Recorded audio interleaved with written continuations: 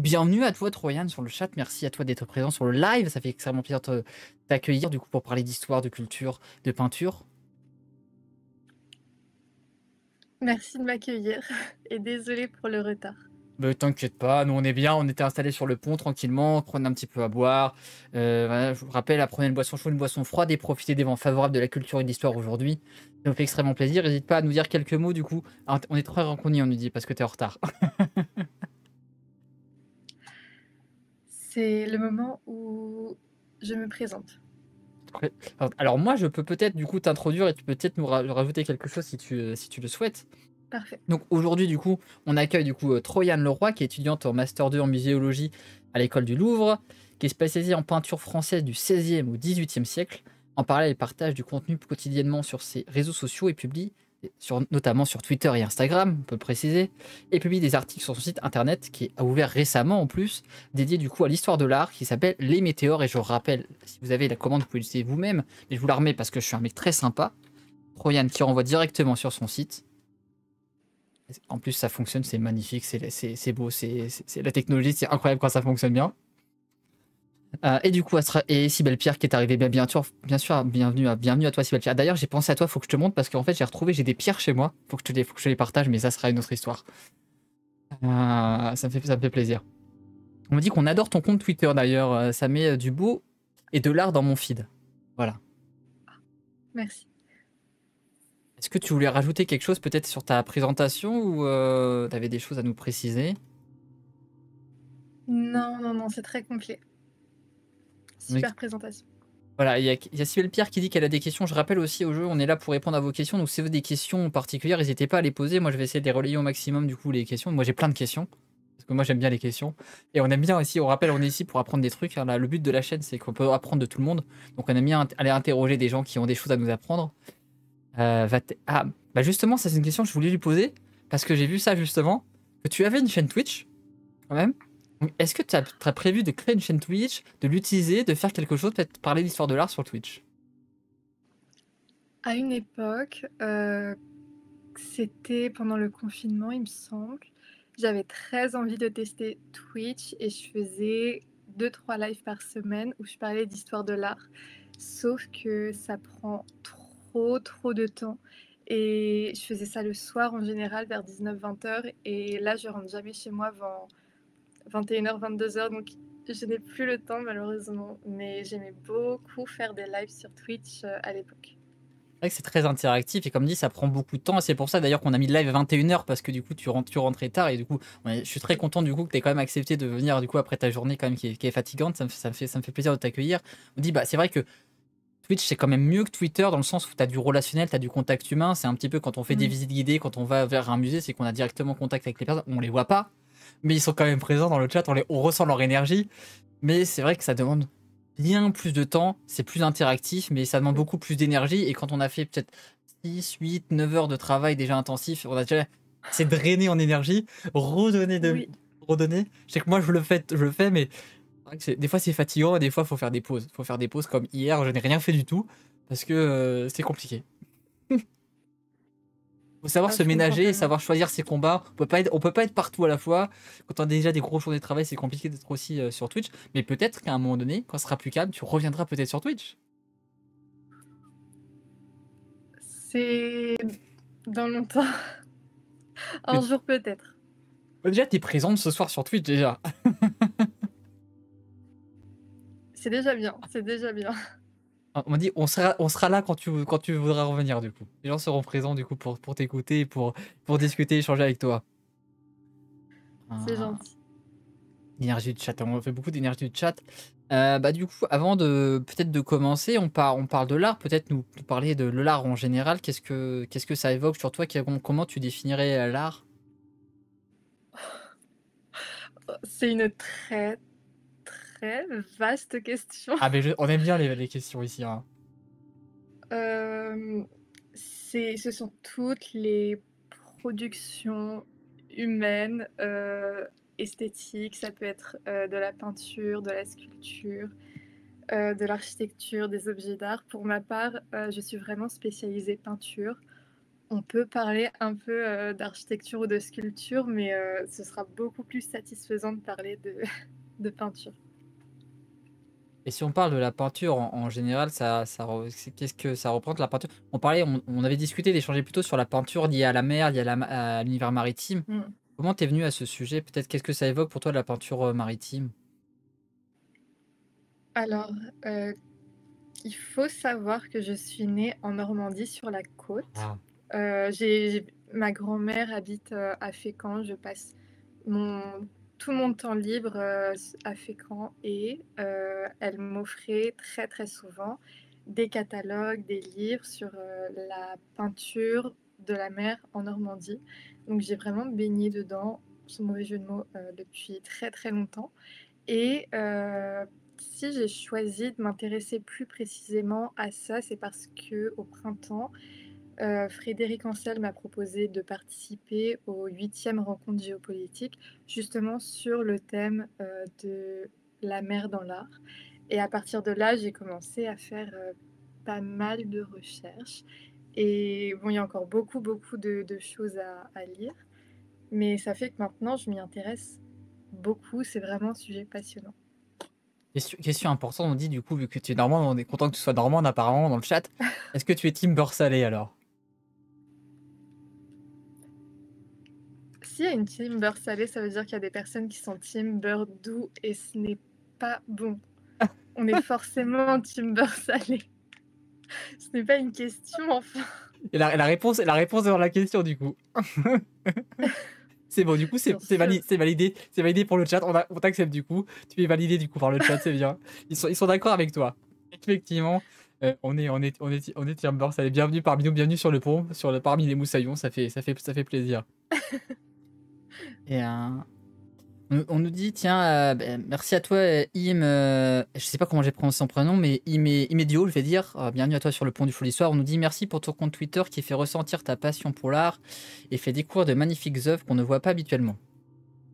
Des petits messages, voilà, si vous C'est avez des gentil. messages comme ça, Merci. n'hésitez pas à nous les partager, ça fait plaisir, ça fait toujours plaisir du coup vous inviter, ça me fait plaisir du coup d'avoir de la bienveillance et puis de la joie, on est toujours content de recevoir des commentaires positifs parce que malheureusement sur les réseaux sociaux, c'est pas toujours le cas, hein. On peut avoir des choses un petit peu plus opposées, voilà, pour pas dire, et on le souhaite pas.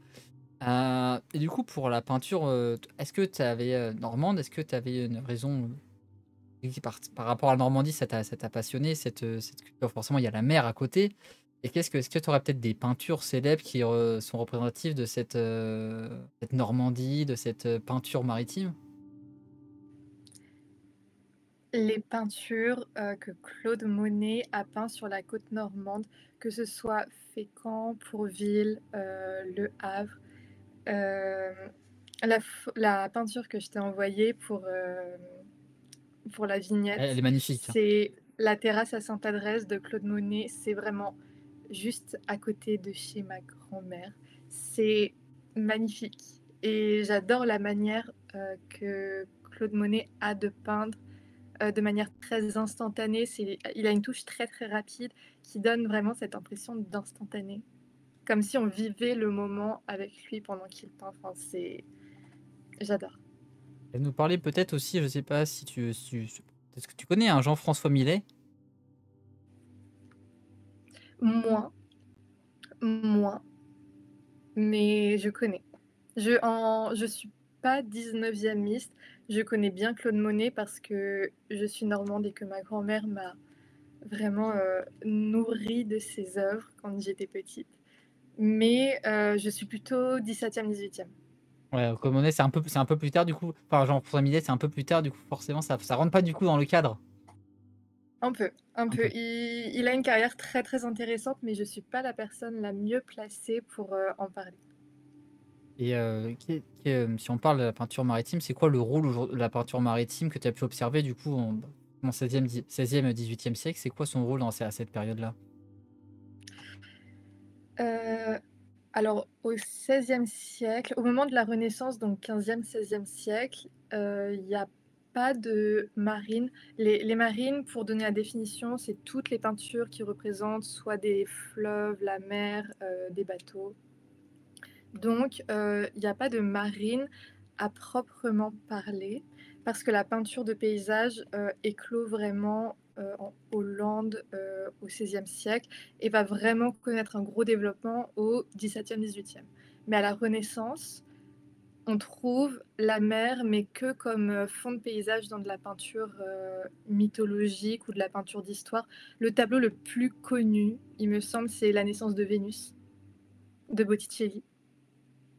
Peut-être que vous l'avez à l'esprit. Et quand on s'intéresse un peu à la mer dans cette peinture, c'est un, un fond très opaque, avec quelques vagues. C'est absolument pas réaliste. Ça a le mérite d'être peint, mais ça représente pas la mer de manière réaliste. Alors qu'à partir du XVIIe siècle, on va commencer à vraiment peindre des vues très très réalistes, vraiment des vues topographiques, des ports, de la mer, des fleuves, et ça témoigne derrière un intérêt politique, entre autres. Par exemple, en Hollande, c'est là où ça éclot vraiment, la peinture de marine.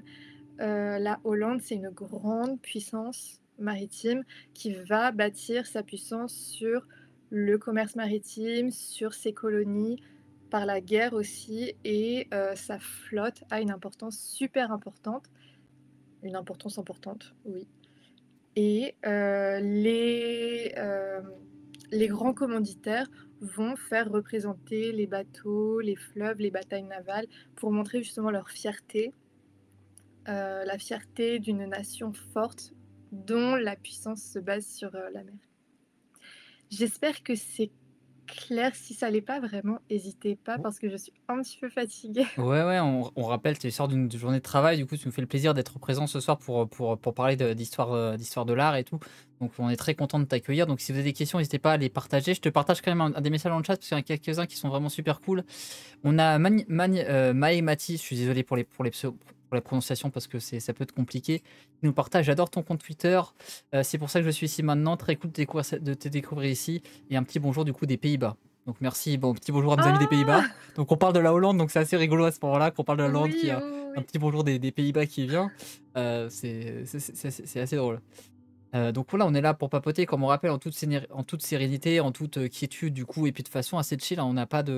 On n'est pas là pour justement, on n'est pas dans un exposé universitaire ou dans une conférence universitaire. On est là vraiment tranquillement. Moi, je suis avec mon thé, avec mon petit jus tranquillement, et on discute avec bienveillance de tous ces sujets-là. Donc, si vous avez des questions, n'hésitez pas. Et bien sûr, on a des. Peut-être que j'essaierai si tu as peut-être des tableaux c'est un tableau en tête que je pourrais montrer à l'écran pour illustrer cette période. Qu'est-ce que je pourrais leur montrer en attendant? Alors, j'ai un tableau super intéressant, mais c'est pas en Hollande, c'est en France. C'est bien la France aussi, on Mais aime bien, c'est hein. très intéressant aussi. C'est le port de Marseille, de Vernet. Et là, on est au XVIIIe siècle. Hein, 1753, il me semble. Vernet, hop. Alors comme ça, on pourra peut-être. Ah, c'est très sympa, il a l'air très sympathique ce petit port de Vernet là. Alors, hop, musée du Louvre du coup. En Hop. dépôt au musée de la Marine. Ouais. Alors, hop, normalement, si je fais ça, on le voit et on te voit aussi. Magnifique. Magnifique, parfait. Et bonsoir à toi, Phare Contemporain, du coup. Ouais, à la fin, on fait une interro surprise, effectivement. Posez vos questions à notre invité. Sybelle Pierre, est-ce que tu peux plutôt épingler, du coup, ce message qui renvoie sur son site, quand même, c'est quand même plus sympa. On est quand même là pour ça, pour ça. Hop. Let's go. Ah. Donc là, j'ai montré à l'écran le tableau de Vernet, pour l'entrée du port de Marseille. Est-ce que tu peux peut-être nous en dire un petit peu plus sur sa représentation, sur sa signification? Alors, c'est un tableau commandé par le roi de France, Louis XV, à un moment où il a toute une politique d'embellissement urbain, notamment des grands ports de France. Et pour illustrer cet embellissement urbain, il va envoyer Claude-Joseph Vernet pendant une dizaine d'années sur tous les grands ports de France pour peindre 15 très très grands tableaux. Et ce que je trouvais super intéressant, c'est que outre l'architecture, les grands bateaux qu'on voit sur le port. On voit surtout l'activité humaine au premier plan et ça montre vraiment toute la diversité des activités qu'on peut trouver dans un port en France au XVIIIe siècle, notamment en termes de pêche et de commerce.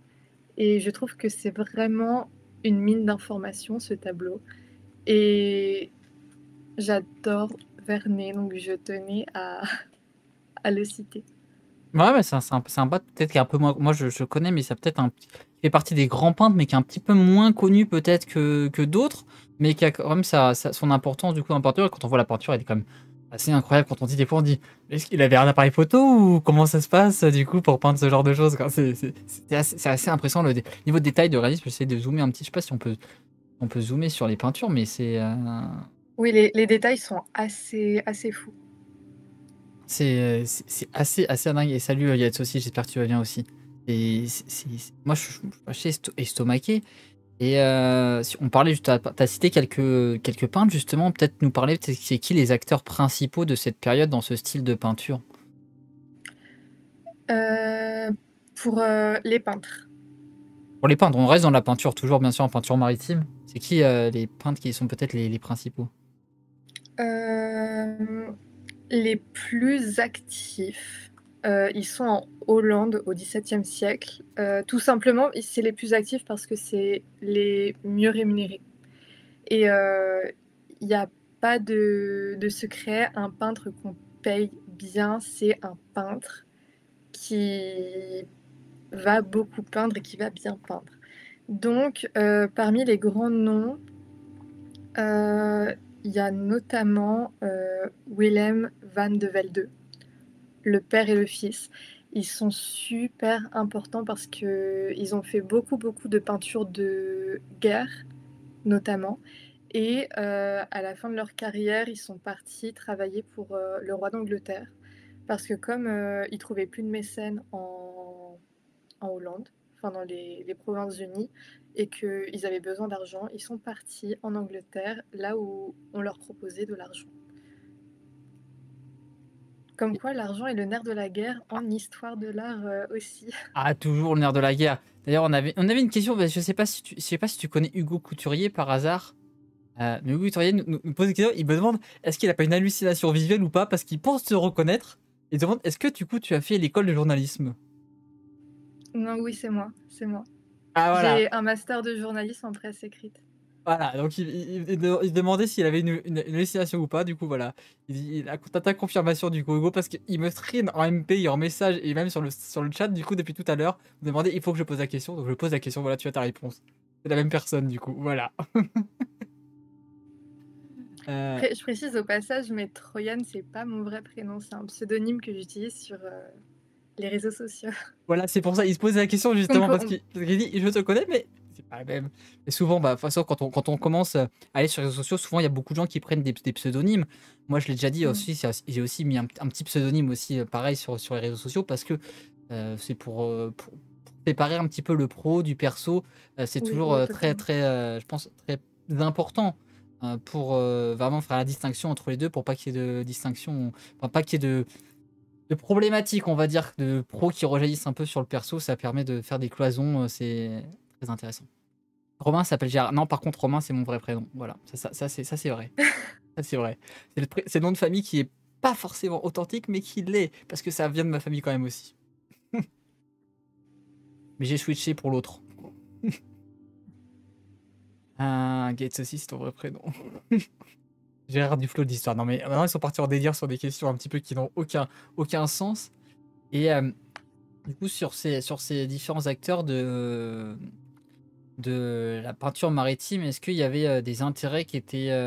On a parlé d'un peu de la Hollande, peut-être de la France aussi. Est-ce qu'il y avait des intérêts qui étaient particuliers pour ces différentes peintures qui ont été commandées par des États ou par des particuliers? Euh, c'est assez vaste comme question. Je vais la resserrer en citant un Vas-y. exemple. Il y a beaucoup de... Enfin beaucoup. Il y a quelques personnes extrêmement riches qui ont fait fortune justement grâce à la construction de bateaux. et pour qui faire peindre des tableaux représentant la mer était un signe de distinction sociale. Et mon exemple, c'est le portrait de Peter Pett par Peter Lely. Là, on est en Angleterre, on n'est plus en Hollande ni en France. On est en Angleterre et Peter Pett, c'est un très très grand constructeur de bateaux. C'est lui qui s'occupe de tous les chantiers navals.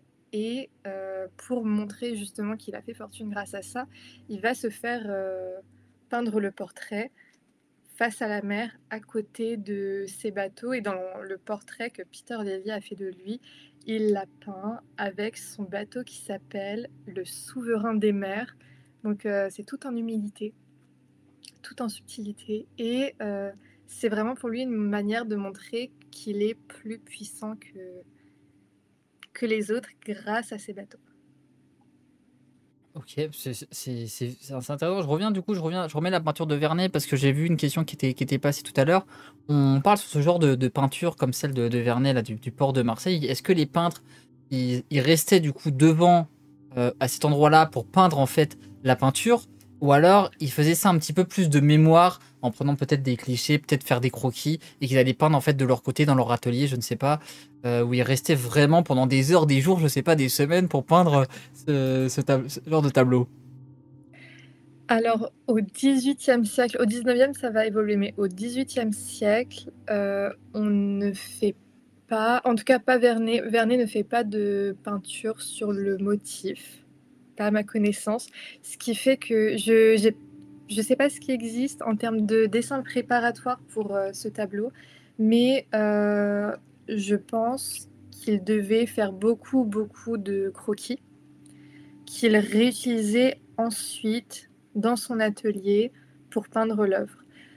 Mais ça va évoluer au XIXe siècle avec l'invention de la peinture en tube qui va permettre aux peintres, comme Claude Monet par exemple, qui va beaucoup utiliser la peinture en tube, de faire de la peinture sur le motif, c'est-à-dire de peindre ce qu'il voit. Ça prend un rien de temps et dans la journée, il a fait sa peinture. Alors que Claude Vernet, ça va prendre des mois et des mois de travail. Ouais, donc ils ont dit style particulier, ça va dépendre peut-être du peintre, de ses envies du peintre, peut-être de son budget aussi, peut-être, et de sa possibilité de se déplacer. Enfin, c'est En termes de style, bon. parce que, alors je connais pas les détails du contrat précisément, mais en général, quand le roi de France passe une commande, c'est une commande qui est très détaillée, où on explique au peintre précisément ce qu'il doit représenter, ou le format, le type de couleur qu'on va attendre. Enfin, c'est l'artiste, vraiment, il y a de la créativité de sa part, mais il doit s'adapter à des commandes qui sont très, très codifiées. Est-ce que du coup on a peut-être un compilatif de qui sait quel pays a fait le plus de peinture maritime à cette époque-là ou pas? Ou alors est-ce qu'on a un décompte? Ou alors c'est très abstrait. Peut-être que le décompte existe dans les lectures que j'ai faites. Il me semble pas en avoir vu, mais honnêtement, on peut facilement dire que la Hollande détient le record parce que c'est là que le, la peinture de marine est apparue. C'est là où il y avait le plus de peintres spécialisés dans la marine, où il y avait le plus de commandes et où ils étaient le mieux payés.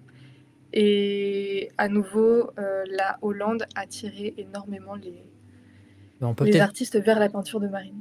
on peut parler aussi que la Hollande à ce moment-là est une énorme puissance maritime avec la Compagnie des Indes orientales, et peut-être qu'il y a un rôle qu'ils ont voulu du coup un peu magnifier leur puissance maritime pour un petit peu, c'est un peu le soft power qu'ils ont voulu utiliser pour montrer aux gens, bah regardez, on a une grande puissance maritime, on a des grands bateaux, on a des ports qui fonctionnent, et du coup on est, parce que la peinture aussi est dans ce rôle-là, hein, dans ce rôle un petit peu de grandiloquence. Aujourd'hui on a les stories, on a Instagram, on a Twitter, on a TikTok, mais à la base, pour faire passer un message, on faisait de la peinture. Il y avait ce rôle un petit peu Mm. important. Étant dire deux, trois mots, je sais pas si tu as des choses à rajouter sur ce. Non, mais totalement, totalement. La peinture, c'est avant tout un outil de pouvoir, pas uniquement. pas uniquement, mais peindre la mer, c'est peindre la puissance d'un pays et détenir dans sa collection une peinture qui représente la mer ou son bateau ou un port, c'est une manière de montrer sa fierté. C'est très politique. Et ça accompagne. Alors, on avait une autre question aussi basique. C'était quoi? C'était une question peut-être pour plus tard. J'ai l'impression que les peintures maritimes sont souvent de dimensions impressionnantes. Est-ce que par hasard, elle le sait quelle est la plus grande peinture de ce genre au monde? Est-ce qu'il y a des œuvres qui sont tout particulièrement imposantes? Est-ce que déjà elles sont plus grandes que la norme? Parce que c'est vrai que celle de Vernet paraissait Mm, quand même assez grande. Je l'ai toujours à l'écran. Mais est-ce que du coup c'est lié à la peinture maritime ou c'est vraiment... non, alors ça, c'est une idée reçue à cause des expositions dans les musées. Parce que en général, quand on va voir les œuvres dans des musées, on voit souvent les œuvres qui sont très impressionnantes. Un musée va beaucoup exposer de grandes toiles, pas que d'ailleurs, pas que, mais il y a beaucoup, beaucoup de peintures de petits formats. Tout simplement parce qu'il y a beaucoup de, notamment en Hollande, il y a beaucoup de bourgeois, de personnes un peu moins riches que les grandes élites qui vont commander des peintures de la mer, mais qui ne peuvent pas se permettre de payer un très très grand tableau parce que ça va coûter très cher. Donc il existe des toutes petites peintures représentant la mer. Ça existe bien sûr parce que ça coûte moins cher. Mais c'est pas forcément celles qui sont exposées dans les musées. Ouais. D'ailleurs, il y avait une question sur ça qui revenait là-dessus. On nous parlait de ces tableaux, du coup, est-ce qu'ils étaient exposés plutôt dans des palais, dans des résidences privées, dans des musées? À la base, ils étaient exposés où ces genres de tableaux qui sont un petit peu... un peu Euh, Ça va dépendre du collectionneur. En général, c'était dans des demeures privées. demeures privées. Les collections n'étaient pas publiques, pas avant le 16e, 17e siècle. Et même à partir de ce moment-là, c'est très très rare qu'un collectionneur achète une œuvre et la montre de manière publique. Après, c'est moins mon domaine de connaissance. Et Mais voilà. J'espère que ça répond un ah petit ouais, je peu. pense que ça répond à la question. Il y en avait justement une question sur... on voit ces différentes œuvres qui sont assez fabuleuses, qui sont assez vraiment très, très précises, très techniques. Mhm. Est-ce que du coup, il y avait une école particulière? Parce que peindre un bateau, peindre la mer, c'est quand même assez particulier. Est-ce qu'il y avait des écoles de peinture dédiées à ça? Ou alors c'était vraiment des gens qui apprenaient, qui apprenaient sur le tas ou qui, je sais pas, qui allaient se mettre peut-être en apprenti chez un peintre qui était spécialisé dans ce domaine? Comment ça se passait du coup pour avoir ce En style? général, ça fonctionne comme ça, c'est-à-dire que les peintres vont commencer très très jeunes. Il y a un peintre que j'ai étudié récemment, alors il n'est pas peintre de marine, mais il est rentré dans un atelier pour apprendre la peinture à l'âge de 9 ans. Donc on commence très jeune et les peintres vont rentrer dans un atelier d'un artiste qui est déjà spécialisé, soit en peinture d'histoire, peinture de paysage, portrait, et parce qu'il va recevoir un certain enseignement d'un artiste qui est déjà affirmé, il va, ou pas forcément d'ailleurs, mais en général, il va aller vers la spécialité de son maître. C'est le cas pour les Willem van de Velde, par exemple, qui sont peintres de père en fils, et le fils va être dans l'atelier de son père et va poursuivre la peinture de marine à la suite de son père.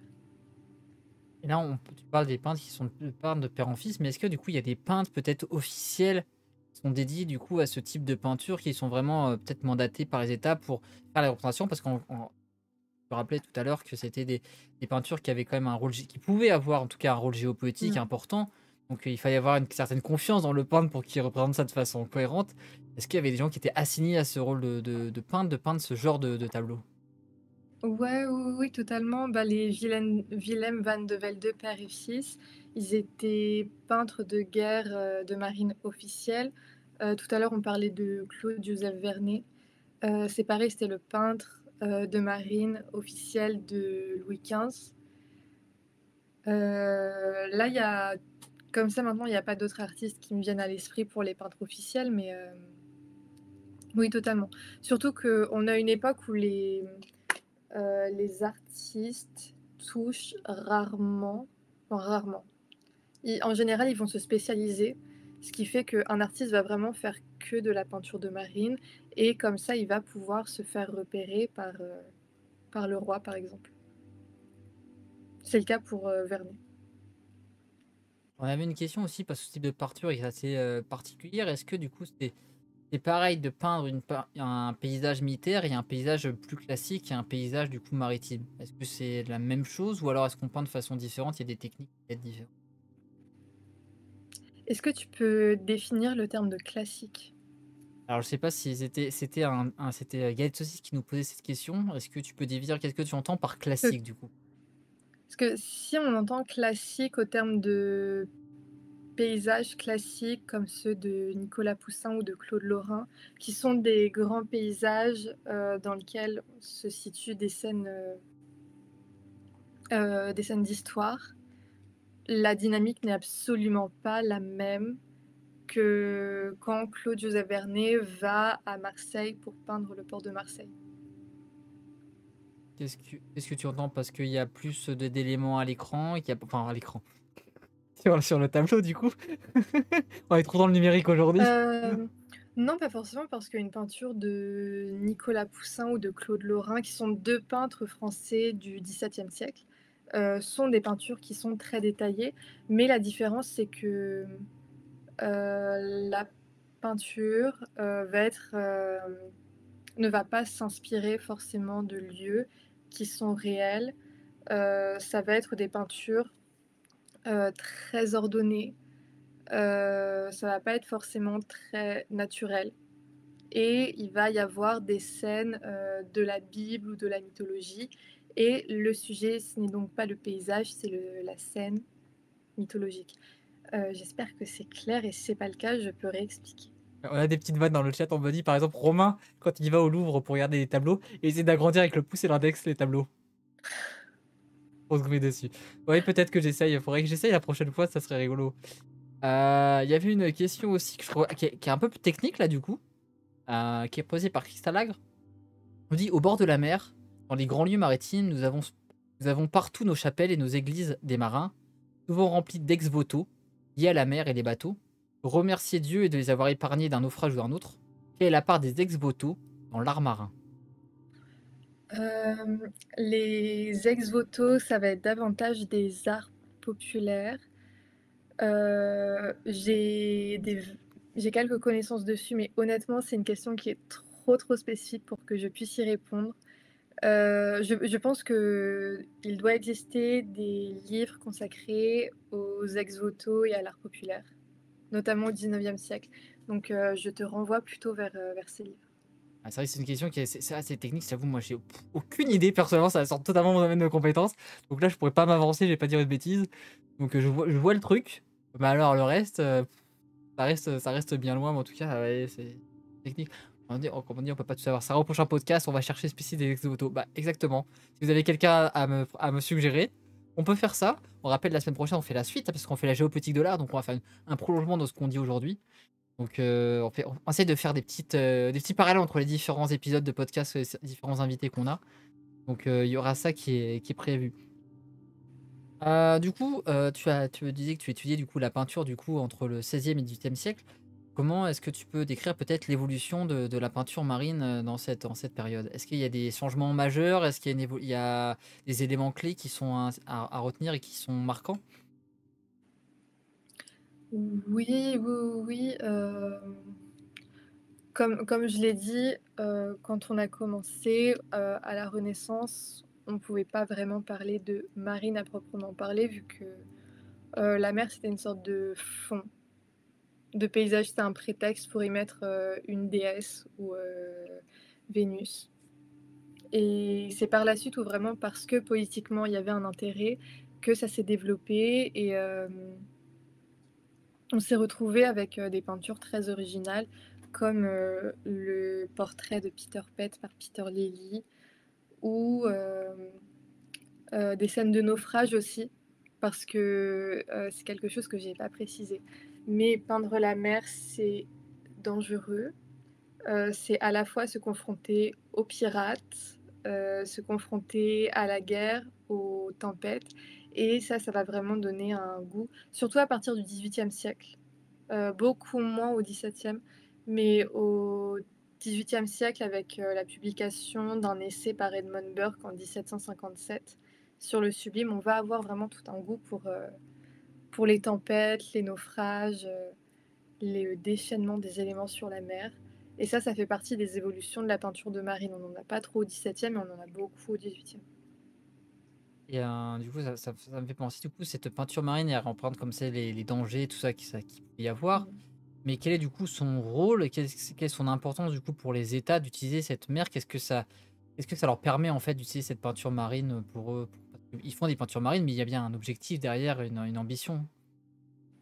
L'objectif, c'est de montrer qu'ils sont extrêmement puissants, heu et c'est politique. C'est-à-dire que quand, des ambassadeurs vont venir en France, dans les châteaux en France et qu'ils vont voir ces peintures, c'est vraiment de montrer: «Voilà la France, voilà la puissance» et de comment dire? De montrer à qui on a affaire.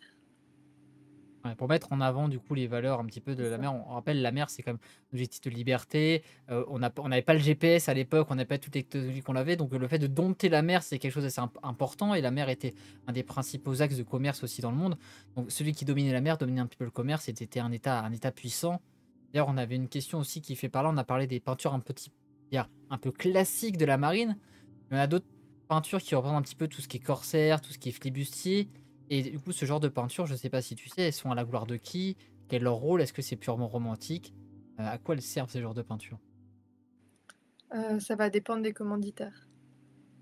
Là comme ça, je suis désolée, il y a pas d'exemple qui me viennent. Je commence à être un petit peu fatiguée. Mais ça va dépendre. Quand les Provinces-Unies commandent, une peinture d'un port et qu'on a tous les bateaux de la flotte des Provinces-Unies, très détaillés, on a jusqu'au détail des drapeaux, enfin, c'est vraiment, impressionnant. C'est vraiment c'est comme une preuve picturale de leur puissance. Et aujourd'hui, si on mettait, je sais pas si on parle là, tu t'es arrêté toi au 18e siècle sur ces genres de peintures. Et quelle est du coup la suite peut-être, je sais pas si tu as des indications sur qu'est-ce qu'en 19e, 20e, 21e, peut-être 22e siècle, du coup, quelle est la suite qu'on pourrait envisager du coup pour la peinture marine? Quel est son rôle peut-être maintenant?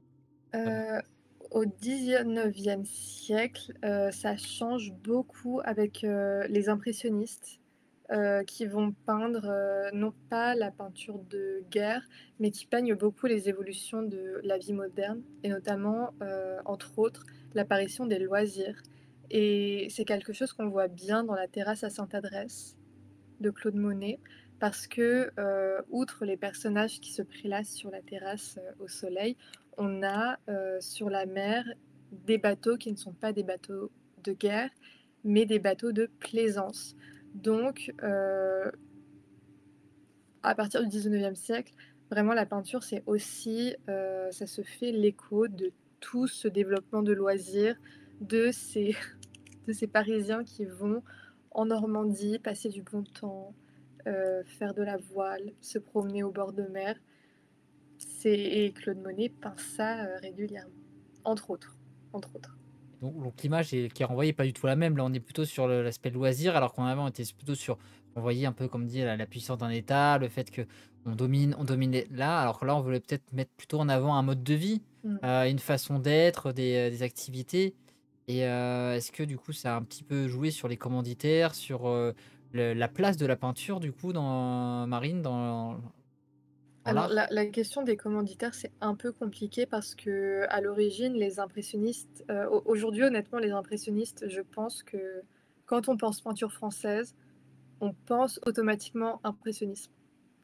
Et aujourd'hui, ils sont très, très, très, très connus, mais à l'époque, ils faisaient pas du tout l'unanimité. Ils avaient beaucoup de mal à vendre leurs peintures. Claude Monet, il a fait une tentative de suicide en, heu, 1868 ou 1869, tellement il n'en pouvait plus, il n'arrivait plus à joindre les deux bouts, il ne vendait pas une seule œuvre. Et malheureusement, les peintures de Marine faisaient partie des œuvres qu'il peignait beaucoup. Donc, c'était parfois difficile de trouver des commanditaires,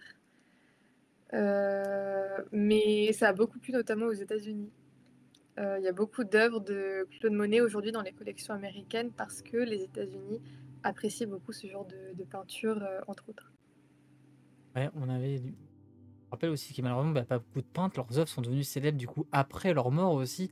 Et ça peut Mmh. être compliqué pour certains qui ont eu des problématiques dans leur vie. Et une question aussi sur une œuvre que je connais moins, que je viens de découvrir du coup dans le chat, que j'avais déjà entendu parler, que je vais montrer du coup en même temps à l'écran. Peut-être que du coup tu aurais quelque chose à nous dire là-dessus. C'est du coup la grande vague de Kagawa, on nous parle. Est-ce que tu aurais peut-être quelque chose à nous dire sur cette grande vague de Kanagawa? De Hokusai. Sûrement, hein. Moi je la montre à l'écran, j'avoue, je sais pas de qui c'est, mais j'ai déjà entendu parler, déjà vu, mais alors là, mes connaissances s'arrêtent là. C'est hors de mon domaine de compétences, comme tu disais tout à l'heure. Ça, c'est pas mon domaine.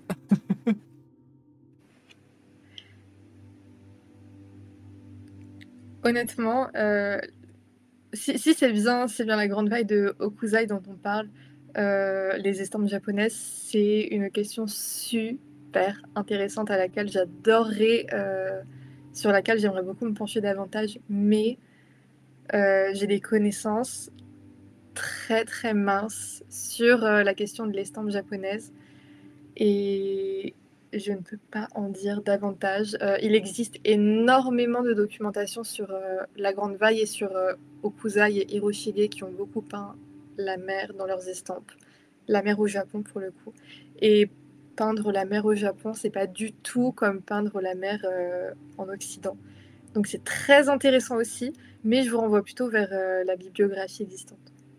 Et du coup, par rapport à tes connaissances, pourquoi du coup c'est plus. Ouais, parce que tu sais du coup que c'est plus. Ça change.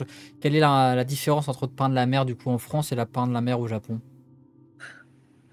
C'est une question de style, beaucoup de techniques, enfin, le Japon et la France, c'est vraiment 2 foyers qui sont totalement différents.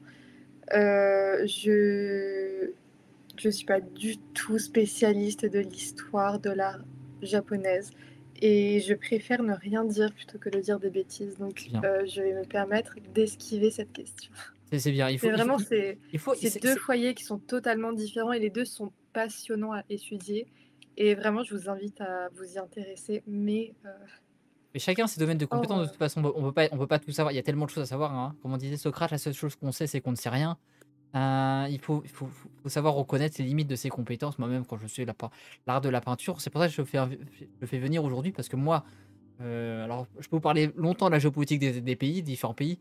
Alors, vous parlez de leur art respectif, voilà, c'est compliqué. Ça serait un poil compliqué. Donc c'est vaste. chacun ses domaines, chacun ses passions. Et c'est très bien comme ça. Et puis comme ça, on peut discuter et échanger sur nos différentes passions respectives et apprendre mutuellement des uns des autres. C'est comme ça qu'on s'enrichit. D'ailleurs, si vous avez des questions, n'hésitez pas à les poser. Je pense que normalement, j'ai posé la plupart des questions qui étaient posées depuis tout à l'heure. Si vous avez des questions que j'ai pas posées, n'hésitez pas à les reposer, hein, que j'ai peut-être zappé dans la vague, dans le flot des messages. Flot des messages. On peut pas être culturé sur tous les domaines, voilà comme on dit. Effectivement, on peut être culturé sur tous les domaines. Du coup, justement, ça m'amène à la question. Du coup, on parlait de tes centres d'intérêt. Comment toi, tu es venu à te centrer, du coup, peut-être à t'intéresser sur ce domaine en particulier de cette peinture 16e, 18e siècle? En fait, en entrant à l'école du Louvre, j'ai dû choisir une spécialité parmi, 33 spécialités existantes. Parmi elles, par exemple, dans les spécialités, on a art de l'Extrême-Orient où ils font beaucoup, d'art du Japon. Donc si j'avais été dans cette spécialité, j'aurais peut-être pu répondre. Mais, je connaissais Nicolas Poussin. Artiste que j'aime énormément et je savais qu'en allant dans la spécialité peinture française 16e-18e siècle, je finirais par, l'étudier. Donc j'ai décidé de me tourner vers cette spécialité-là et j'ai passé 3 ans à étudier, j'ai passé une année sur le 18e, une sur le 17e et une sur le 16e. peut-être moi j'ai trouvé une œuvre, je voulais montrer une œuvre de Nicolas Poussin, peut-être pour illustrer ça, j'ai trouvé Larousse. Je sais pas si tu en as une autre peut-être à montrer, de lui? Laquelle? Larousse, apparemment il y a écrit Nicolas Poussin, Larousse. Non, je pense que Larousse, c'est le dictionnaire. Ah je sais pas, alors je vais cliquer dessus, hein, moi je ah c'est dans le Larousse effectivement, Nicolas Poussin, Larousse, effectivement et alors là Non, oui, et c'est la mort de Germanicus. ah oui, oui, oui, ça c'est grand chef-d'œuvre, Grand chef-d'œuvre, la grand mort de chef-d'œuvre. Germanicus, voilà, on est sur un truc. Ah je me dis ça dépasse mes limites de mes connaissances. Moi je vois écrit en gros Larousse, tu vois, hop, on est bon. C'était le nom du coup du site. Voilà, on est bon. Il est là, le bon Larousse là. Le bon du coup, la mort de Germanicus à l'écran. Larousse. Eh ben ça aurait pu, hein. Moi je clique, je vois ça, hein. Moi je vois cliquer. Ouais, ok, Nicolas Poussin Larousse, je clique, hein. Et peut-être, vu que c'est un auteur que tu connais bien, peut-être nous en parler un petit peu de ce tableau, de ce Nicolas Poussin, peut-être? Nicolas Poussin, c'est un des plus grands peintres de l'école, française, qui est normand, qui est né aux Andelys et qui a fait toute sa carrière à Rome. Et à Rome, il a vu beaucoup, l'art de la Renaissance et l'art de l'Antiquité, étant donné que c'était vraiment le foyer pour admirer les maîtres de la Renaissance et l'Antiquité. Et ça a totalement imprégné son œuvre, dont la mort de Germanicus, qui s'inspire d'un sarcophage antique où est sculptée la mort de Méléagre, dont Nicolas Poussin reprend totalement la composition. Alors là, question du coup qui me vient du coup en tête, qui a été posée aussi dans le chat, parce que tu nous parles de Nicolas Poussin. Mais quel est peut-être ton auteur préféré, ton tableau préféré? De Nicolas Poussin ou de... Parce que Quel est d'abord en ton fait, auteur mon préféré? artiste préféré, ce n'est pas Nicolas Poussin et ma peinture préférée n'est pas de Nicolas Poussin non plus. C'est-à-dire que je l'adore, mais j'aime davantage d'autres artistes et d'autres peintures. Franchement, ma peinture préférée, ce serait La naissance de Vénus. La naissance de Vénus, absolument pas. Je suis navrée, c'est la fatigue. Le printemps de Botticelli. Le printemps. Ah, le printemps. Oui, j'étais encore trop dans la mer. Il y a La naissance de Vénus qui m'est venue, mais non, non, mon tableau préféré, c'est Le printemps de Botticelli parce que c'est le tableau qui m'a introduit à l'histoire de l'art. Donc j'ai vraiment énormément de tendresse pour ce tableau. Qui est très connu d'ailleurs. Très connu. Ah, déjà, Botticelli est assez connu quand même, on va pas se le cacher, hein. On va le faire apparaître à l'écran quand même pour montrer un petit peu et peut-être en parler un petit peu le temps que ça charge. Alors, printemps de Botticelli. Bon, voilà, il est là. Qu'est-ce qu'on peut nous dire de ce tableau de Botticelli? Tellement de choses. C'est un tableau qui a l'air assez simple en apparence. On a des divinités, des allégories gréco-romaines dans un univers très boisé, très merveilleux. Mais en réalité, c'est un tableau qui est très très compliqué à comprendre parce que Sandro Botticelli, il vit dans la Florence du XVe siècle, qui est extrêmement érudite, qui est pleine d'humanistes, de personnes qui élaborent des théories brillantes. Et il va reprendre ces théories dans Le printemps de Botticelli. C'est le genre de théorie que je n'évoque pas à 22h après une journée très dense parce que je suis trop fatiguée pour l'expliquer de manière claire. Ce ne serait vraiment pas satisfaisant. Mais je vous renvoie à toute monographie de Botticelli qui présente la question et où vous trouverez des informations qui sont claires et satisfaisantes. D'ailleurs, on nous dit qu'on s'éloigne un peu du sujet, on n'est plus dans des peintures marines. Mais Oui, peut-être. oui, c'est vrai, c'est vrai, c'est vrai. mais c'était une question qui était intéressante aussi. D'ailleurs, si on repart sur des questions un petit peu plus marines, est-ce que tu préfères les scènes de combat maritime, les scènes de port, les scènes de vie, ou peut-être les scènes de bateaux qui sont peints de manière un petit peu majestueuse, peut-être, ou autre? Ou la réponse D? Bon, je sais que je suis moderniste, mais ayant grandi avec, les peintures de Claude Monet, je pense que je préférerais toujours les peintures de marines de Claude Monet. Surtout que, j'ai précisé tout à l'heure que j'ai grandi à Fécamp et Claude Monet a beaucoup, beaucoup peint les falaises à Fécamp et quand on se promène sur le bord de mer, la ville a installé des grands panneaux là où Claude Monet a peint et qui met en parallèle la peinture de la falaise de Fécamp, peint par Claude Monet, et la falaise qu'on a juste en face. Et honnêtement, c'est génial.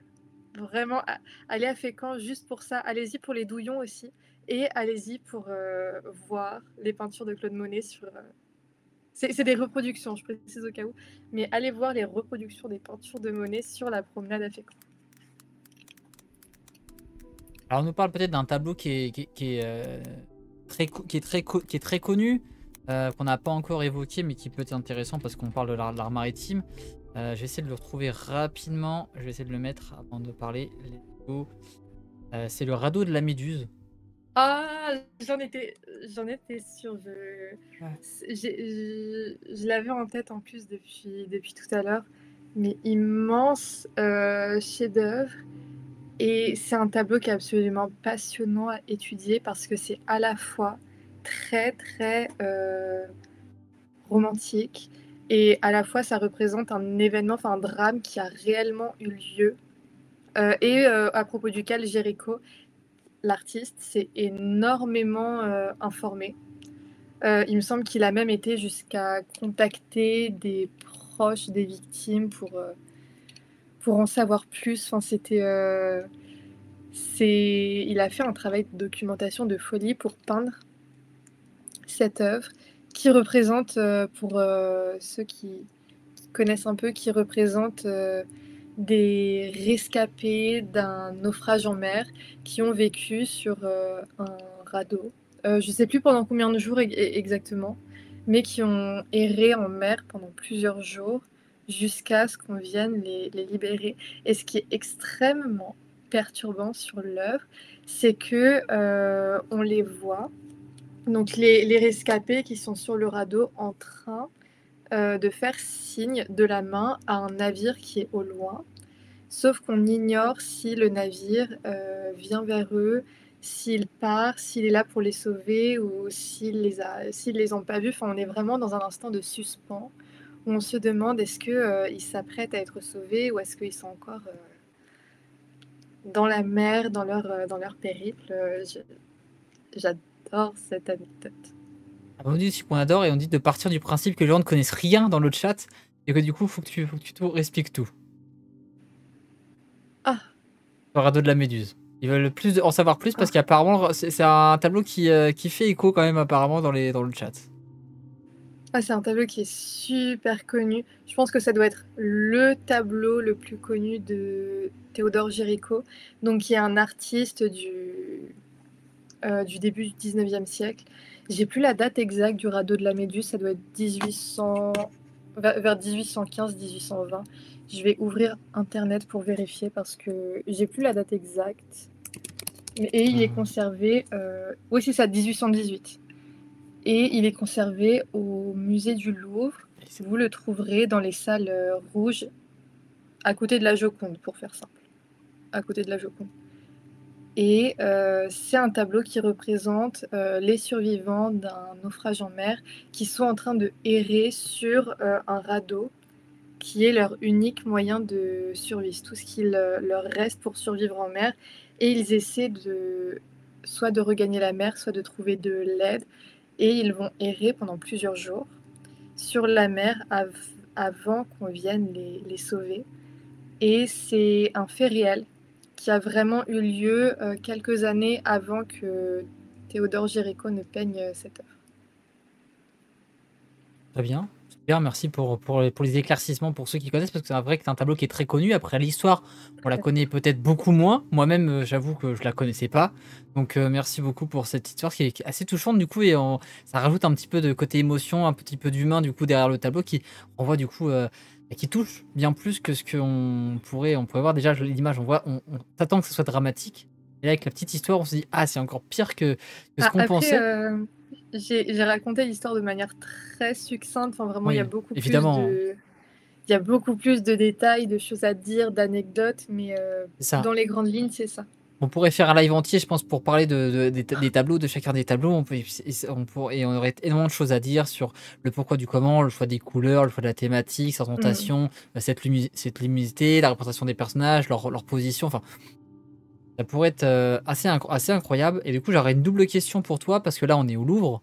Alors, quel est du coup ton tableau favori du Louvre et quel est ton tableau maritime favori au Louvre? Ah, faut s'engager, hein. Attends, est-ce que tu sais combien de peintures il y a au musée du Louvre? Alors non, bah, tu peux peut-être me dire du coup. Il me semble qu'il y a 12 000 peintures au moins. Ah bah ça va, ah bah ça va, que J'ai douze plus le chiffre mille. exact, mais il y en a à peu près 12 000. C'est entre l'école française, espagnole, anglaise, hollandaise, américaine, il y en a tellement. Comme ça, la première peinture, c'est pas forcément ma préférée, mais c'est la première qui me vient à l'esprit, ce serait Apollon amoureux de Daphné de Nicolas Poussin, qui n'est pas une marine, qui est un paysage classique avec le mythe d'Apollon et Daphné tiré des Métamorphoses d'Ovide. Et c'est l'ultime chef-d'œuvre de Nicolas Poussin qu'il a peint juste avant de mourir. Il l'a peint en 1664 et il est décédé en 1166. On va essayer de le Et montrer alors en peinture rapidement. de marine, euh, comme ça, mais il y en a beaucoup à nouveau. C'est pas forcément ma préférée, mais la première qui me vient à l'esprit, ce serait les peintures de Bakhuysen, qui est un artiste de marine du XVIIe siècle hollandais et qui a fait des peintures absolument extraordinaires. Il n'y a pas de titre d'œuvre qui me vient comme ça à l'esprit. Je les vois dans la salle du Louvre Tu l'écrirais comment, et je Bakusan? les ai. Tu dis Bakusan, tu écrirais ça comment? Bakhuysen.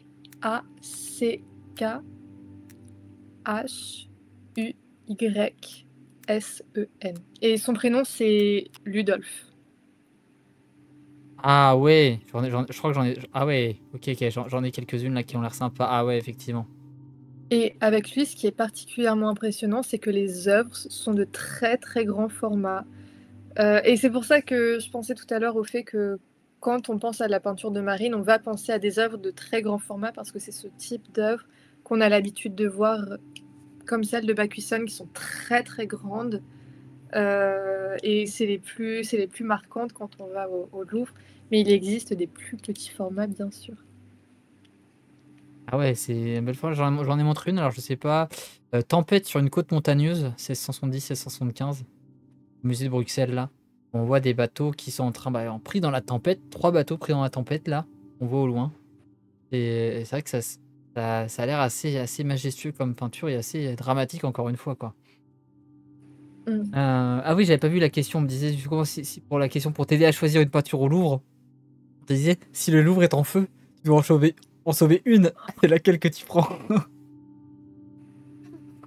Honnêtement, par pur altruisme, je sauverai Les Deux Cousines d'Antoine Watteau parce que c'est l'œuvre préférée de mon enseignante qui m'a fait vraiment adorer la peinture française et elle nous a souvent répété que c'était son œuvre préférée.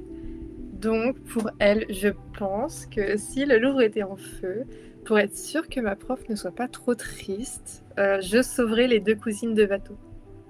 Mais c'est absolument pas de la peinture de marine, c'est de la peinture galante où on a des aristocrates dans un jardin qui se séduisent. Ok. Voilà, on est vraiment dans une toute autre ambiance. Là, on est plutôt dans la galanterie française des années 1710. Et, Mais je le sauverai et, avec plaisir. et pourquoi et qu'est-ce que tu peux nous dire peut-être rapidement sur cette peinture? Alors, c'est une œuvre d'Antoine Watteau, qui est un des plus grands peintres de la peinture française du XVIIIe siècle. Et il l'a peint vers 1718. Et c'est il peint beaucoup de fêtes galantes, c'est-à-dire des œuvres dans lesquelles on a des aristocrates qui sont richement vêtus dans des parcs et qui s'adonnent à la galanterie, c'est-à-dire qu'ils vont se séduire. C'est vraiment le témoin des pratiques amoureuses dans les élites au XVIIIe siècle. Et les deux cousines, c'est exactement ça. C'est-à-dire qu'à part justement une des deux femmes qui est debout, toute seule et qui regarde l'horizon, à côté, on a un couple. Et c'est vraiment adorable parce que l'homme offre une rose ou une fleur à la femme qu'il aime. Et c'est signe de son amour et de sa fidélité. Dans les faits, c'est plus compliqué que ça parce que ça veut dire d'autres choses, mais nous sommes sur un live qui est grand public et j'apprécierais de ne pas rentrer dans ce genre de discussion. Mais voilà, Antoine Watteau vraiment peint les comportements amoureux du XVIIIe siècle et les deux cousines, c'est un bon exemple. Ok, super. Et si maintenant on te demande de choisir une peinture marine à sauver,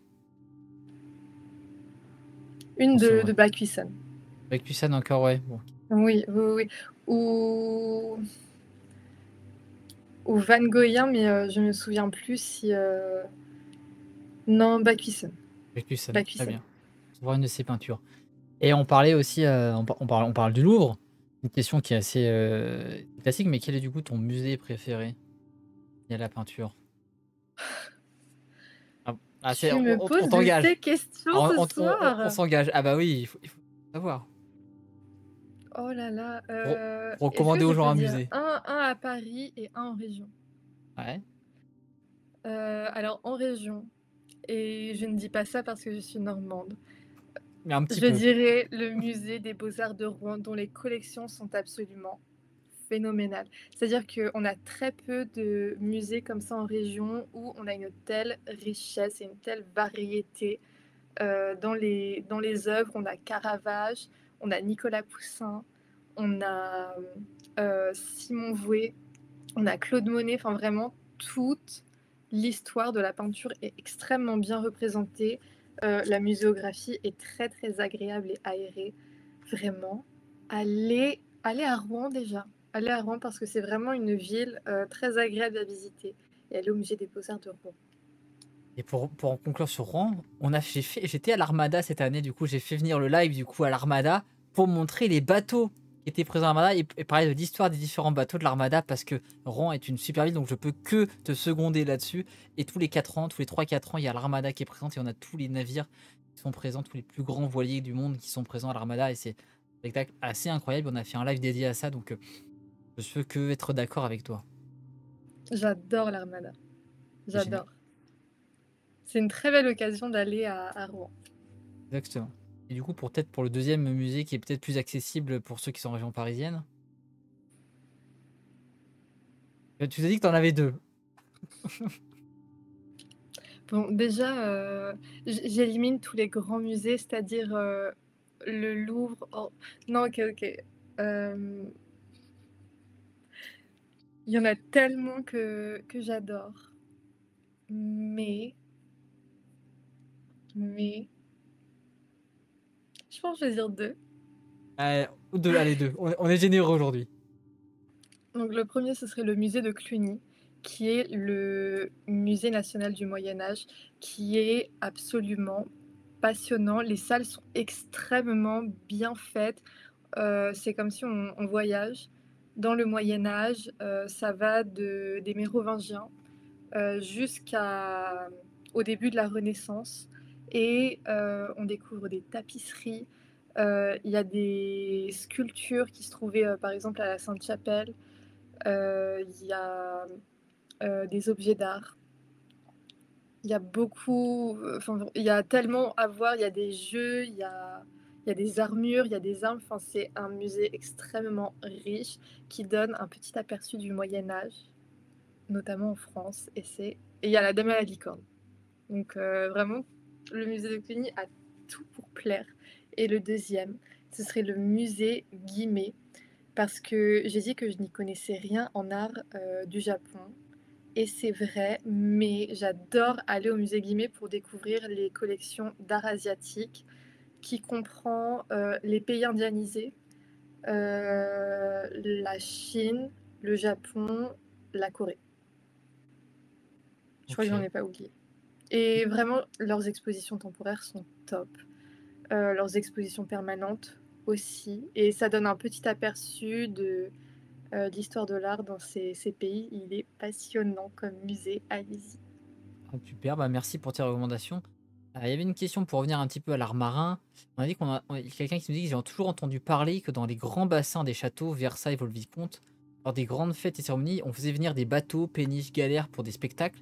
Et je crois qu'il y a aussi des peintures de ça et des spectacles. Est-ce que c'est vrai?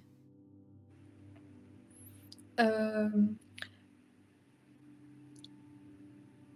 c'est pas des bateaux aussi grands que les flottes, mais effectivement, heu, surtout, sous le règne de Louis XIV, c'est le 1er exemple qui me vient à l'esprit. Il fait beaucoup, beaucoup de grandes fêtes, et on a beaucoup de décors temporaires, de bateaux qui viennent. Là, comme ça, il y a pas d'œuvre, qui les dépeignent, qui me viennent à l'esprit, mais effectivement, c'est connu que Louis XIV notamment et pas que, mais Louis XIV notamment a ce goût vraiment des fêtes très, très grandioses qui faisaient venir, entre autres, des bateaux. Pas des énormes bateaux comme, ceux auxquels je pense, qui sont dans les peintures de Bach-Wissem, par exemple, de Willem van de Velde, mais ça existe. Et sur ce qu'on a dit du coup sur la peinture maritime, peut-être qu'est-ce qu'on pourrait dire qui est peut-être primordial de savoir sur la peinture aujourd'hui, sur quelqu'un qui peut-être voudrait s'y intéresser, qui voudrait peut-être avoir peut-être un point de départ dans cette thématique. Qu'est-ce qui est primordial de retenir, de savoir? Beaucoup de choses, beaucoup de choses. Hem, honnêtement, pour quelqu'un qui veut, découvrir la peinture, ce que je recommande, c'est de lire et surtout de regarder d'aller regarder les œuvres et d'aller les comparer. Parce que ce qui est très difficile, c'est qu'il y a beaucoup, beaucoup d'artistes différents, de beaucoup d'écoles différentes et pour, se faire un œil et pour pouvoir, vraiment connaître une peinture, il faut en regarder beaucoup et il faut les comparer beaucoup et pour ça, il faut beaucoup, lire. Pas forcément des ouvrages extrêmement précis, mais, par exemple pour, la peinture française, si vous voulez une première approche de la peinture française, vous pouvez aller lire, La peinture française du XVIIe siècle d'Alain Méraud, qui donne un panorama très, très large, de la peinture française au XVIIe siècle et juste vous introduire avec des ouvrages qui vont vous présenter tout un panel d'œuvres que vous pouvez comparer pour faire, par exemple, la différence entre, une peinture baroque et une peinture classique. C'est un bon début. Une question que je t'ai pas posée, c'est vrai que tout à l'heure, au début, quand je t'ai présenté, parce que tu m'avais pas mentionné, qui revient, et tu parlais de ta spécialité qui était du 16e au 18e siècle. Est-ce qu'il y a une aire géographique en particulier? Parce qu'on nous parle qu'on a beaucoup parlé des peintures occidentales, européennes notamment. Est-ce que du coup, il y a peut-être d'autres peintures, notamment aux États-Unis, autres qu'USA, en Amérique et en Afrique? Alors toi, tu es spécialisé vraiment sur le côté Europe. Hem, alors, quoi qu'il arrive, ma seule spécialité, enfin, techniquement, j'ai 2 spécialités. Je suis spécialisée en peinture française, comme on a dit, et en conservation préventive. Parce que mon mémoire, je l'ai pas fait en peinture française, je l'ai fait en conservation préventive sur la question des inondations. Donc ça, c'est mes 2 spécialités et je ne suis pas spécialisée en quoi que ce soit d'autre, mais je m'intéresse énormément à la Hudson River School qui est, c'est pas vraiment une école, c'est assez malpropre comme terme, mais qui est un regroupement de peintres aux États-Unis, au 19e siècle qui peignent, les paysages américains de la côte est. Est-ce que peut-être tu t'intéresses à beaucoup de sujets, même si tu as pas étudié, tu aurais peut-être des peintres plutôt, sud-américains, africains qui auraient fait dans ces thématiques-là ou pas? Mais je suis vraiment embarrassée de devoir répondre non, parce que malheureusement, ma formation fait que je suis très, très spécialisée en peinture française. C'est Hem, déjà pas mal, hein. je sais, ça existe. Je peux vous dire que ça existe et que, même si vous allez par exemple sur, l'art de la Chine, il y a eu beaucoup, beaucoup, beaucoup de peintures, de paysages à partir de la dynastie Song.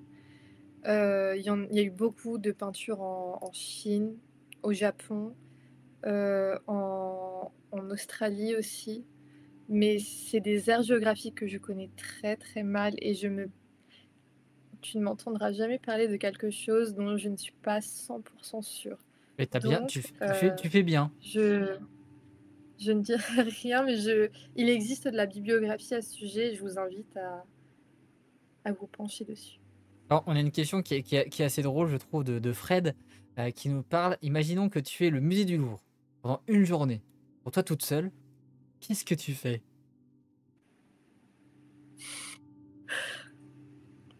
Honnêtement Honnêtement, je pense que je ferais exactement comme je ferais d'habitude et je passerai toute ma journée avec, les peintures françaises avec, Nicolas Poussin, Simon Vouet, enfin, je suis vraiment navrée. Je sais qu'il y a plein de choses très, très fun à faire, mais je resterai avec, les peintures françaises et je les apprécierai seule parce que s'il y a bien une chose qui n'est pas très agréable au Louvre, mais qui est indispensable, ce sont les touristes. Et j'étais au Louvre ce matin et j'ai beaucoup souffert parce qu'il y a trop, trop, trop de monde et juste pouvoir profiter des peintures dans le calme, sans, tout ce brouhaha ambiant qu'il y a constamment au Louvre. D'ailleurs, je me permets de vous recommander, si vous voulez aller visiter le musée du Louvre, n'y allez pas en week-end, n'y allez pas en semaine, allez-y seulement le jeudi matin quand vous savez qu'il n'y a pas grand monde. Voilà, sinon il y a tout le temps, tout le temps, tout le temps du monde.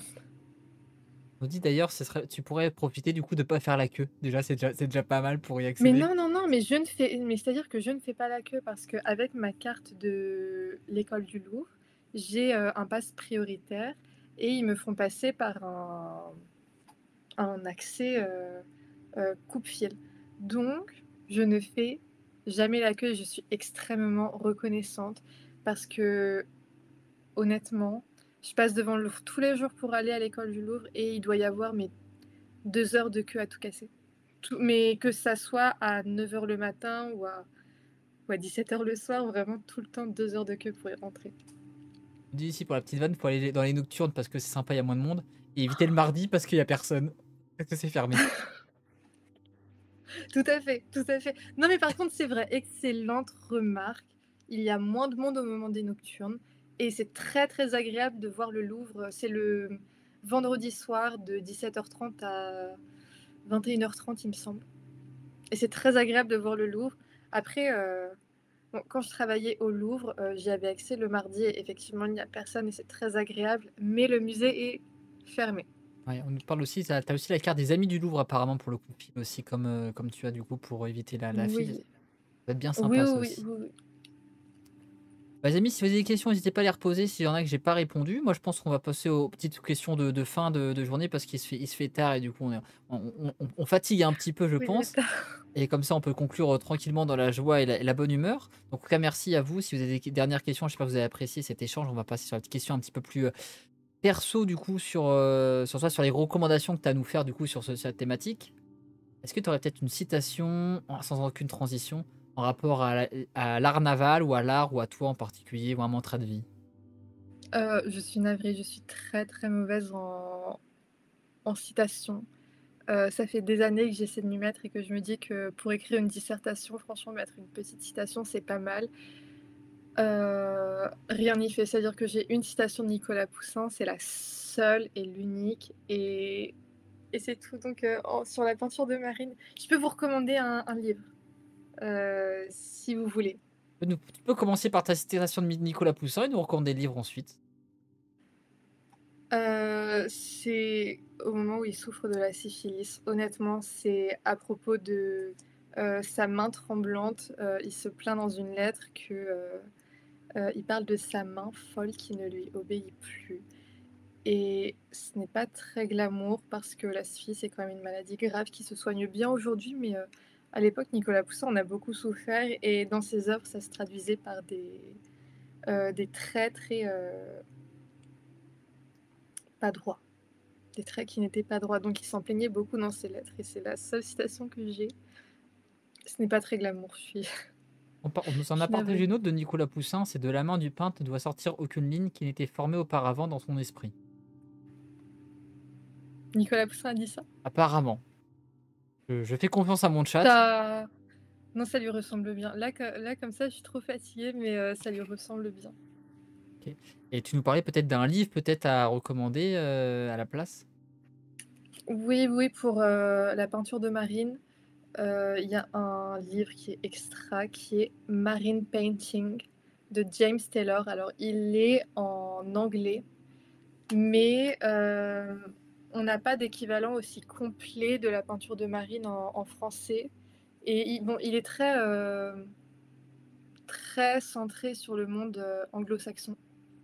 Mais il est extrêmement complet et ça parle vraiment de la peinture de marine, de l'Antiquité jusqu'à nos jours. Il me semble que ça va jusqu'à la fin du XXe siècle. Et puis il y a des C'est très images, complet. donc ça va. Il y a des non, mais sinon, il y a Google Traduction, c'est Google très, Traduction, ça très marche efficace bien. pour Maintenant, la trouver ça. technologie, on est bon avec ça. Est-ce que tu aurais peut-être, un podcast, à nous partager sur le sujet? Une chaîne Je YouTube? n'écoute aucun couple et je ni YouTube, ni podcast, je suis vraiment navrée. Mais le jour où il y en aura, j'y penserai. S'il y a alors ça n'a rien à voir avec la marine. À voir avec l'art peut-être? Avec l'art, Ah bah, avec ça l'art. marche aussi alors. Il y a le podcast de Vénus s'épilait-elle la chatte qui pose des questions, extrêmement pertinentes sur les questions de féminisme et de genre dans l'histoire de l'art.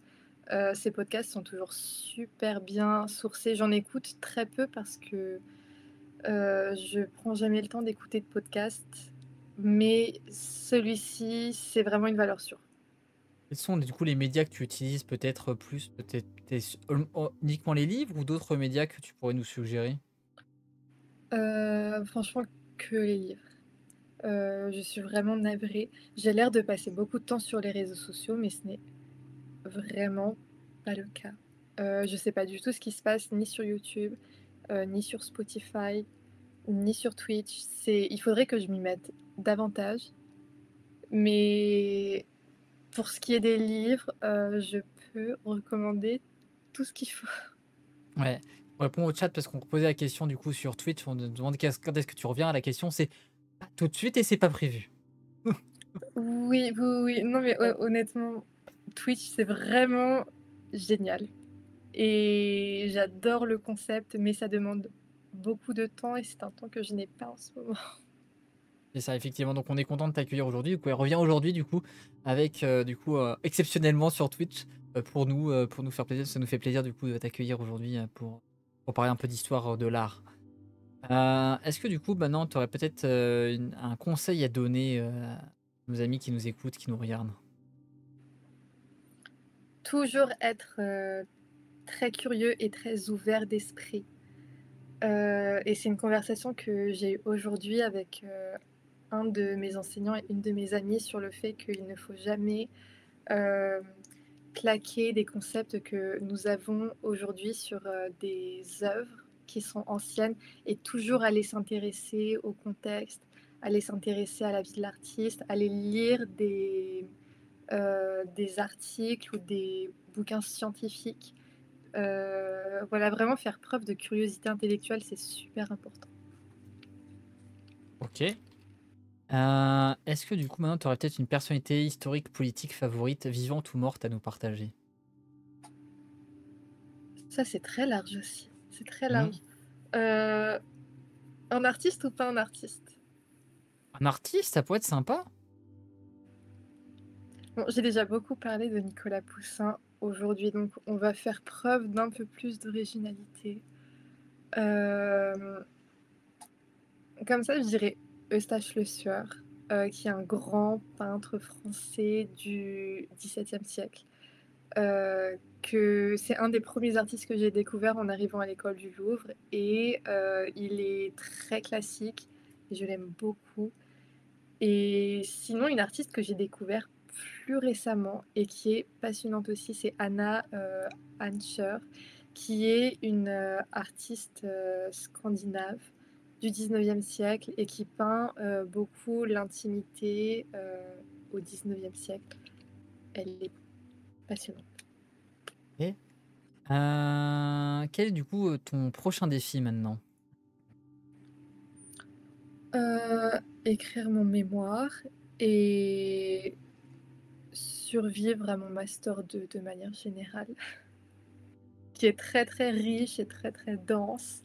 Mais j'adore ce que je fais et quand je me couche le soir, j'ai hâte de me réveiller le matin, mais C'est fatigant. c'est les montagnes russes et il faut s'accrocher donc j'espère que j'espère que tout ira bien. Moi, je te souhaite, et dans le chat, on te souhaite aussi du coup bon courage pour le mémoire. Et il y avait une question qui était en lien avec ça. Qu'est-ce que tu avais déjà un projet professionnel après le mémoire? T'envisageais quelque chose déjà en particulier? Je vais essayer de passer le concours de conservateur du patrimoine. J'ai déjà essayé de le passer, cet été et c'est un concours difficile, qui était difficile de fait et je n'ai pas été admise aux oraux, mais je compte réessayer l'année prochaine. Et sinon ma directrice de recherche essaie beaucoup de me pousser vers, la thèse. Je ne sais pas encore, c'est en réflexion. J'avais une question du coup, parce qu'on en a parlé au début au milieu du coup avec Hugo du coup tout à l'heure. Est-ce que tu pourrais, si tu as envie en tout cas de le partager, d'où vient ce pseudo du coup que tu utilises sur les réseaux? Est-ce que c'est en lien à la peinture, à l'histoire de l'art? Ou alors pas du tout? Hem Franchement, il y a vraiment plein de raisons. C'est-à-dire que Troyane, ça fait penser à la guerre de Troie et ça faisait un peu écho à ma passion pour, l'histoire, pour, la littérature classique. Après, honnêtement, si j'ai choisi Troyane, c'est parce que je trouvais que ça sonnait bien. Voilà, franchement, j'ai pas été chercher beaucoup plus loin que ces 2 raisons. Ah, on te donne de la force et du courage dans le chat. On te dit par exemple, c'est Crystal qui nous partage qu'elle a mis 8 ans du coup à avoir son concours et à trouver le job de ses rêves. Donc clairement, faut rien lâcher, faut continuer, faut tout donner Oui. et faut travailler dur et à la fin on a la récompense au bout qui attend.